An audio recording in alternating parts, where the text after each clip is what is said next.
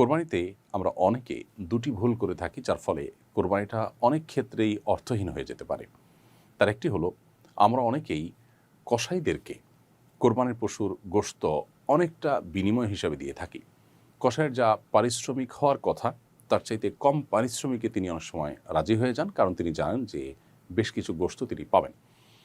কসাইকে পারিশ্রমিকের অংশ হিসাবে গোশত দেওয়ার পরে নবী সাল্লাল্লাহু আলাইহি ওয়াসাল্লাম পরিষ্কারভাবে নিষেধাজ্ঞা আরোপ করেছেন আলী রাদিয়াল্লাহু তাআলা বর্ণিত হাদিসে। যার কারণে আ কসাইদেরকে কোরবানির পশুর গোশত বা পশুর কোনো কিছুকে বিনিময় হিসেবে দেওয়া যাবে না।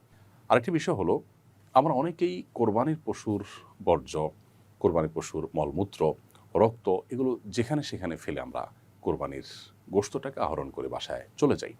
এর ফলশ্রুতিতে আমাদের কোরবানি অনেকটা অর্থহীন হয়ে যাওয়ার সমূহ আশঙ্কা থাকে। অর্থাৎ এর ফলে মানুষের যদি কষ্ট হয়, মানুষ অসুস্থ হয়, পরিবেশ নষ্ট হয়, বিপর্যস্ত হয়, তাহলে কিন্তু আমি গুনাহগার হব।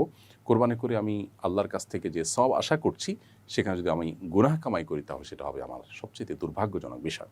এজন্য আমাদের কোরবানির পশুর মলমূত্র পরিষ্কার করা আমাদের দায়িত্ব এবং এগুলোকে যথাস্থানে ফেলা এটা আমাদের কর্তব্য। ঠিক একইভাবে জবের পর কোরবানির পশুর রক্ত যেন রাস্তাঘাটে পড়ে না থাকে, এটা শুকিয়ে যেন দুর্গন্ধ তৈরি না হয়, মাছি, মশা এবং ডেঙ্গু ইত্যাদি এর প্রাদুর্ভাব যেন না বাড়ে, সেজন্য দায়িত্বশীল আচরণ করা আমাদের কর্তব্য।